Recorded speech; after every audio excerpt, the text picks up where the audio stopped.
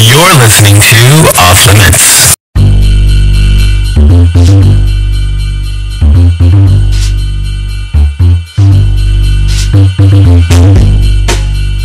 You're listening to Off Limits. Liberal, irreverent, oh, and really, really gay.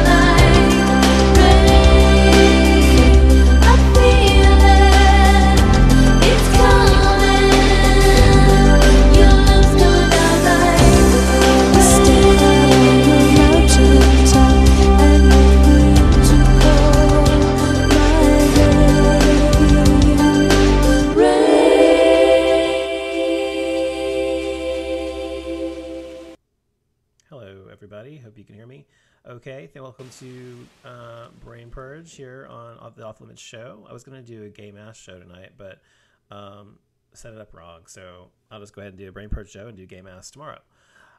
So thanks for joining me tonight on Brain Purge. We are talking tonight about just whatever's on my mind, as usual, on the Brain Purge show. So if you want to call into the show, you have something you'd like to say, feel free to call in at 214-377-0481, or you can call in by using Skype and call in at the Off Limits show, just Off Limits show.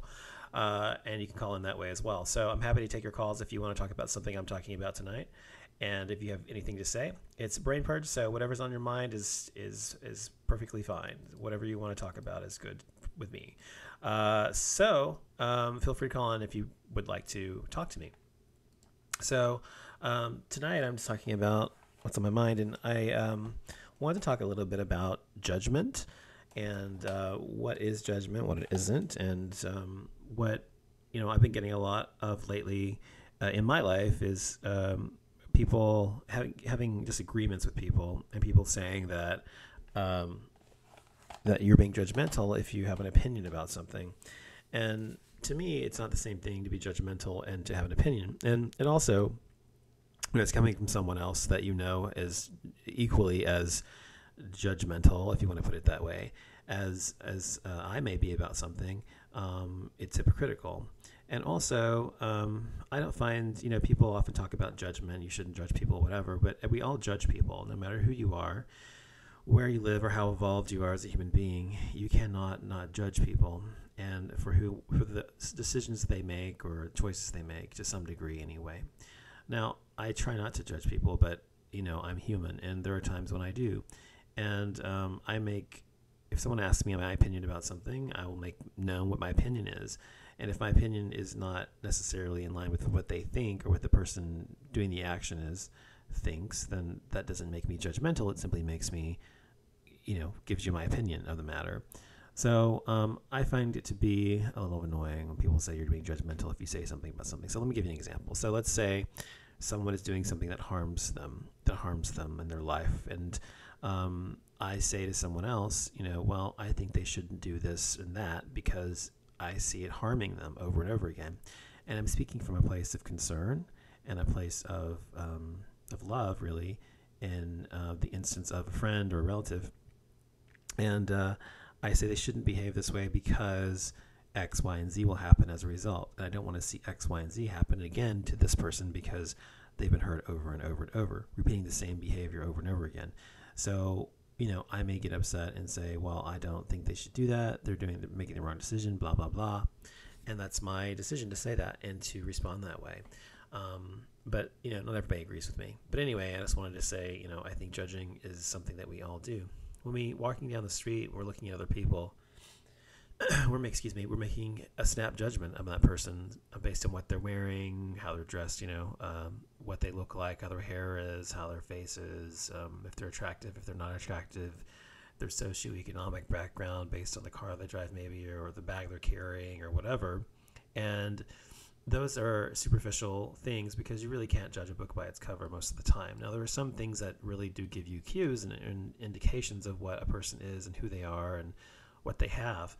But honestly, there have been many instances where I've met people who, if you're talking about money or financial wealth, that don't dress at all in that fashion. They don't act as if they have money. They don't look like they have money. They just don't, because they don't flaunt it, because they don't need to. And they're just not showy people. And there are people who have tons of money who do. But you can't make snap decisions about that. And there was an instance with Oprah Winfrey, actually, just recently, where she was in Geneva or Zurich. I think she was in Zurich, actually, in Switzerland.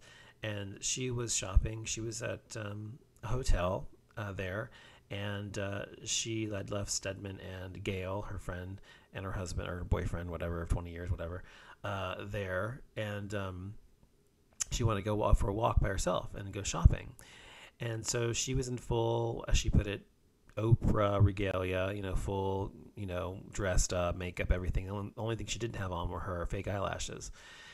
And so she went into this very, very high-end store where they had this purse that she saw that had caught her eye. And when she went into the store, the clerk there was very rude to her. And Oprah had said to the clerk, she said, "Can I see that bag up there, the black one?" She said, "No, you cannot see it. It's too expensive for you." And Oprah just looked at her and said, "No, I just really would like to see the black bag up there, if you don't mind. I'm interested in it." And she said, "No, you need to look at something cheaper. Look at this. Look at that. That bag is too expensive for you. I'm not going to bring it to you." And so Oprah said, "Oh, okay, thanks," and she left. Now, I think that was an incredibly gracious reaction to someone judging her and also being racist. And people would say, "Oh, well, she wasn't being racist, because how do you know she was being racist?" Well, she was judging this woman who walked in there based on her race. If it had been a white woman dressed the same way Oprah had been dressed, she would not have made a second thought about showing her the bag. But because this woman equates, makes a judgment based upon her race, and extrapolates the idea that this woman must not be able to afford a $40,000 bag. That's how much it costs, by the way. A $40,000 bag because she's black. And the interesting thing is they don't get the Oprah Winfrey show in Switzerland, one of the few countries that doesn't show it. And so, it was an interesting experience for her, but I was really proud of her responding the way she did, and as I would have been anyone who responded that way, because she was able to actually walk into that store, have dignity, know that she could not only buy that bag, but she could buy the whole fucking store if she wanted to, and not have to play the race card on this woman, even though that's part of the problem, and not have to say, don't you know who I am, or any of that stuff. She was just like, "Oh, okay," and she left. Because I think the reason she did that was because she knew that it just would have caused first of all, the media would have been all over it, which they were anyway, but also would have made her look bad in the public eye. And also, I don't think she needed to justify it to this woman. She knows who she is. She knows what she can buy and what she can't buy. And she knows that this woman has a problem with race and makes judgments and just prejudiced. Basically, that's what prejudice is. She's prejudging her based on her race, instead of just acknowledging the fact that this woman could have just as much money as anyone else who walks in there, because despite her race.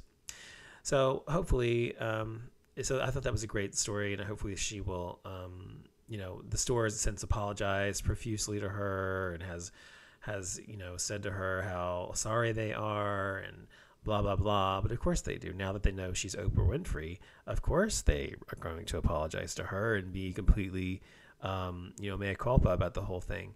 But if it had been anybody else, just a normal, when I say normal, non-famous, non-entity of their own, like Oprah Winfrey, African-American